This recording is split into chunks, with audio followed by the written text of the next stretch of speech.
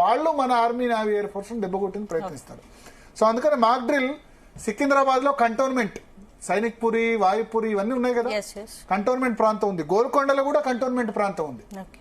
అంటే మన army navy air force సంబంధించిన ఎస్టాబ్లిష్మెంట్స్ అక్కడ ఉన్నాయి.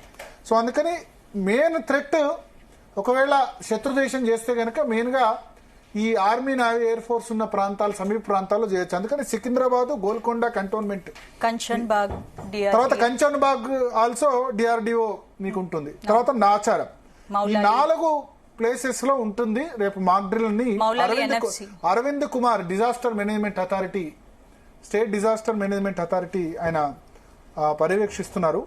So DG fire services Nagireddy, director civil defence for తెలంగాణకు ఉన్నారు కాబట్టి ఎన్డీఆర్ఎఫ్, డిస్ట్రిక్ట్ మెజిస్ట్రేట్ ఆధ్వర్యంలో ఈ 4 చోట్ల సికింద్రాబాద్, గోల్కొండ కంటోన్మెంట్, కంచన్బాగ్, నాచారం సాయంత్రం 4 గంటలకి హైదరాబాద్ లో జరగబోతోంది.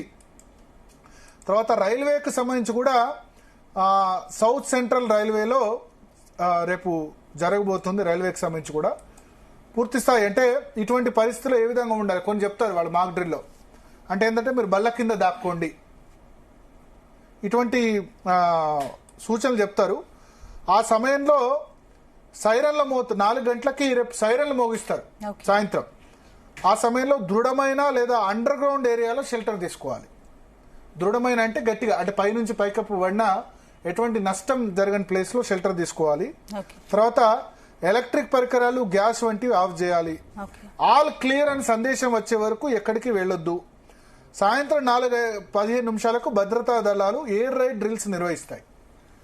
ఎయిర్ ఫోర్స్ విమానాలు కూడా రావచ్చు. 4:30 గంటలకి డ్రిల్ పూర్తిగా కంప్లీట్ అయ్యే అవకాశం ఉంది. సో 4 to 4:30 భారతదేశ వ్యాప్తంగా 259 లొకేషన్స్ లో మాక్ డ్రిల్ జరగబోతోంది.